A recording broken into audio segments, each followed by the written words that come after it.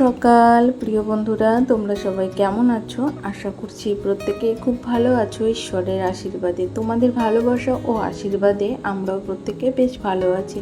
তোমাদের সবাইকে আমার আরও একটি নতুন ভিডিওতে অনেক অনেক স্বাগত। প্রথমত ভিডিওটা শুরু করার আগে আমার যারা বয়োজ্যেষ্ঠ তাদের চিচয়নে সত্য প্রণাম, ছোটদেরকে অনেক অনেক ভালোবাসা জানিয়ে তোমাদের সবাইকে সাথে নিয়ে ভিডিওটা শুরু করলাম। আজও ঘুম থেকে উঠেছি 5:30টার সময়। ঘুম থেকে উঠে ঘরের কিছুটা কাজ আমি করে নিয়েছি। তারপরে দেখো, এগুলো আগের দিনের কিছু জামা কাপড় ছিল, সেগুলোই কিন্তু ভাঁজ করে নিচ্ছি। আর আমার ভাঁজ করা হয়ে গেছে। তারপরে দেখো, এই যে ব্যাগের মধ্যে সমস্ত জামা কাপড়গুলো রেখে দিলাম। আর এখানে তো শোকেস বা আলনা বা আলমারি কিছুই নেই, ওই জন্য কিন্তু সমস্ত জামা কাপড় ওই ব্যাগটার মধ্যেই রেখে দিই, আর কিছু জামা কাপড় বাইরে রাখি।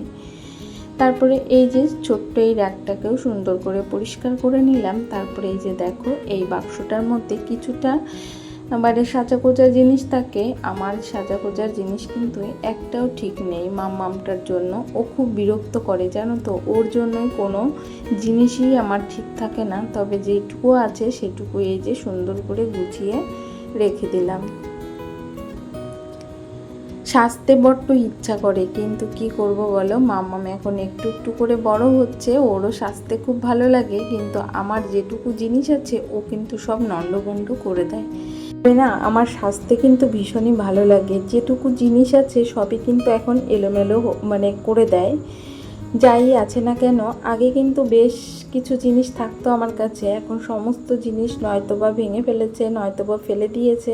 এই করে ও সারাদিন, আর এগুলো নিয়েই নাড়াচাড়া করে। আর ওটা না আমি সামসাইডের উপরও তুলে রাখতে পারি না, যেহেতু সবসময় দরকার হয়, ওই জন্য ওই একটার উপরেই রেখে দিই। তবে মাম্মাম এই যে নণ্ডভণ্ড করে আর যাই করুক, একটা বিষয় আমার ভীষণই ভালো লাগে, ও যে বেশ সাজতে পছন্দ করে। আর আমি এটাই চেয়েছিলাম যে আমার একটা মেয়ে হবে, সেই মেয়েটা সাজবে। ওর দেখা দেখি ও যখন বড় হবে, ওর সঙ্গে সঙ্গে আমিও কিন্তু বেশ সাজুগুজু করতে পারবো, 2 মা মেয়েতে। এটা অনেক দিনের স্বপ্ন ছিল যে আমার একটা মেয়ে হবে, আমার মেয়ের সঙ্গে আমার মেয়েও বড় হবে, মেয়েও আমার সঙ্গে ঘুরতে যাবে, আমরা একসঙ্গে সাজবো। এটা ভীষণ ইচ্ছা ছিল, জানো তো। ভগবান আমাকে দিয়েছে, আমি ভীষণ খুশি যে আমাকে একটা মেয়ে দিয়েছে, সত্যি কথা বলছি তোমাদেরকে। আর জানো তো, আমার না এ জীবনে কি বলবো, বেস্ট ফ্রেন্ড বলতে কেউই নেই। আমি ভেবেছি ভবিষ্যতে আমার মেয়েই আমার বেস্ট ফ্রেন্ড হবে। আর এই যে বেস্ট ফ্রেন্ড নেই বললে ভুল হবে, এই যে ইউটিউবে করার পরে আমার কিন্তু অনেক বন্ধুরাই হয়েছে, আমাকে সুন্দর সুন্দর কমেন্ট করো। তাই তোমরাই আমার বেস্ট ফ্রেন্ড, আর মেয়ে যখন বড় হবে মেয়ে আমার বেস্ট ফ্রেন্ড হবে। আমি ভীষণ খুশি আমার একটা মেয়ে হয়েছে, সত্যি কথা বলছি, ভীষণ ভীষণ খুশি।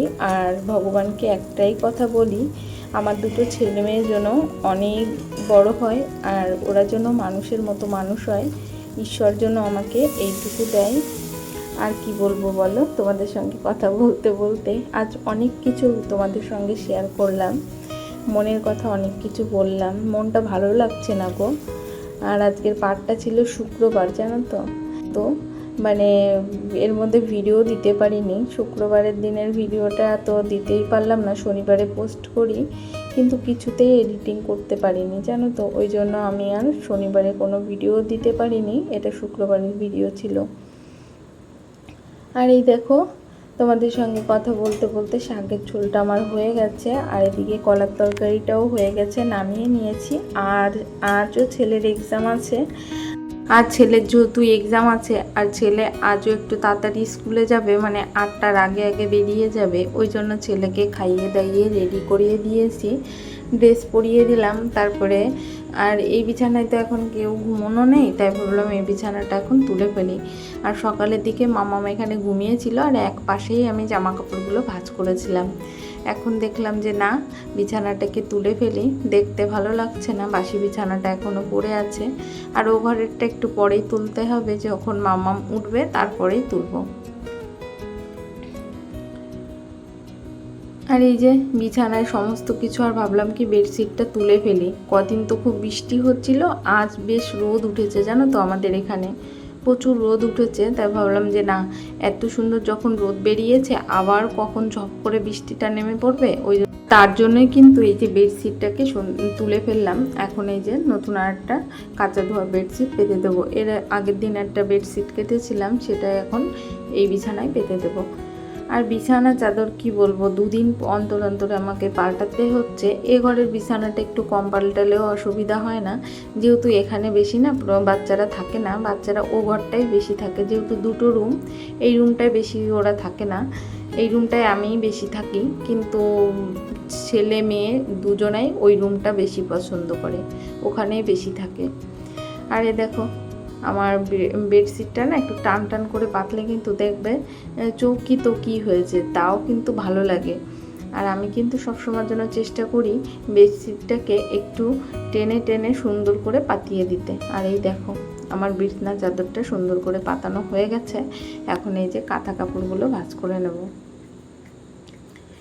আর বরেরও ডিউটি আছে, কিন্তু ও এখন এখানে আসার পরে না, ও একটু পরে পরেই বেরোয় অফিসে বেরোবে, ওই 10টা নাগাদ বেরোবে। আর এই দেখো, আর আমার তো রান্নাবান্না হয়ে গেছে। আর রান্নাবান্না হয়ে গেলে না অনেকটা কাজ কমে যায়। এখন শুধু এই যে ঘরের কাজগুলো করতে হবে। তারপরে এই যে বিছনাটাকেও সুন্দর করে আমার তোলা মানে ঝাড়ু দেওয়া হয়ে গেছে। তারপরে চলে আসলাম এই ঘরে। আর এই ঘরে কিন্তু মানে রান্না করতে করতে যেটুকু বাসন পড়ে সবটুকুই মেজে নিয়েছি, শুধু এই যে একটা কড়াই আর একটা বাটি আর এই খুন্তিটাই আছে। আর এই বেসিংয়ে না অনেক থালা বাসন জড়ো হলে মাজতে ভীষণ ভীষণ কষ্ট হয়, ওই জন্য একটা দুটো বাসন পড়লেই আমি মেজে নিই। রান্নাবান্না যেহেতু কমপ্লিট হয়ে গেছে, ওই জন্য দেখো এই যে গ্যাস ওভেনটাকে সুন্দর করে মুছে নিচ্ছি, উনানটাকে। আর এদিকে মাম্মামও উঠে গেছে, মাম্মামকেও ফ্রেশ করিয়ে মুখ ধুইয়ে দিয়েছি। আর আমার মেয়েটা এত খারাপ, সকালবেলা না কিছু খেতেই চায় না, তবুও বললাম একটু ভাত খাও মা। আর আমরা তো জানোই সকাল সকালে ভাত হয়ে যায় আমাদের রান্না, আর অন্য কিছু করতেও ভাল লাগে না, তাই বললাম বাবা একটু ভাত খাও। ও কিছুতেই ভাতটা খাবে না। আর ওর দাদাকেও টিফিন করে দিয়েছিলাম চাউমিন, কিন্তু সেটাও একটু রেখেছিলাম, ওকে বললাম সেটা খাও, ও সেটাও খাবে না। খুব খাওয়া নিয়ে বিরক্ত করে জানো তো, ভীষণ ভালো মানে বাহানা করে, অনেক কষ্ট করে ওকে খাওয়াতে হয়। তারপরে আবার রাতে ঘুমোতে ঘুমোতে অনেকটা দেরি করে, প্রায় 12টার পরে যে আমার মাম্মাম ঘুমোয় জানো। আমার ভিডিও এডিটিং করতে অনেক রাত হয়ে যায়, মানে তোমাদের বলে বোঝাতে পারবো না। প্রচুর প্রচুর কষ্ট করছি গো এই ইউটিউবে আসার পর থেকে। মানে সারা দিন তো মানে ক্লান্ত থাকি, সারা দিন সংসারে কাজবাজ করতে যেয়ে একটু রেস্ট নিতে পারি না। রাতটা না থাকলে না, রাতও যদি দিনের মতো হতো তাহলে আর রেস্ট নেওয়া হতো না। এই সংসারের জন্য সারা দিন রাত কিন্তু মানে পরিশ্রমই করে যেতে হতো। ভাগ্য ভালো যে রাত হলে আমরা সকলে ঘুমোই, আর দিনের মতো হলে তাহলে আর মানে কখনোই কিন্তু একটু সময় পেতাম না, ওই সারাদিন কাজই করে যেতে হতো।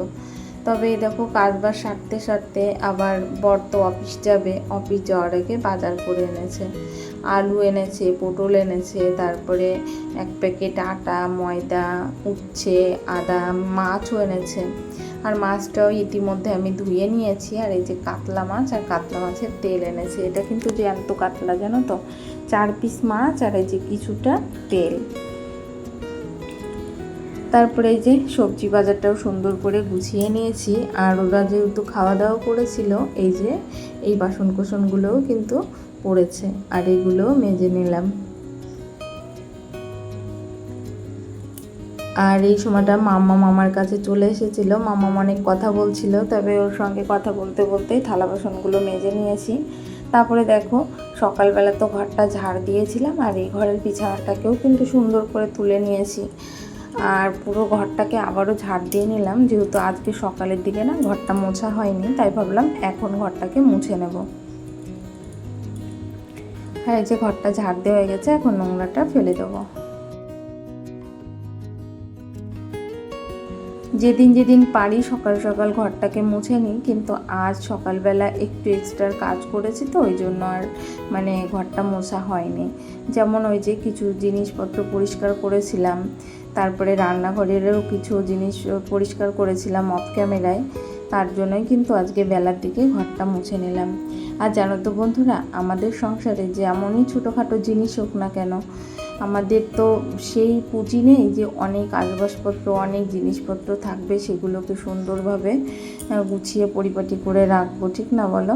যেটুকু আছে সেটুকুই আমাদের যত্ন করে রাখতে হবে, আর সেটুকু দিয়েই সন্তুষ্ট হতে হবে, আর সেটুকু জিনিসকেই কিন্তু পরিষ্কার পরিচ্ছন্ন রাখতে হবে, তবেই না সংসারটা সুন্দর হবে, ঠিক না বলো?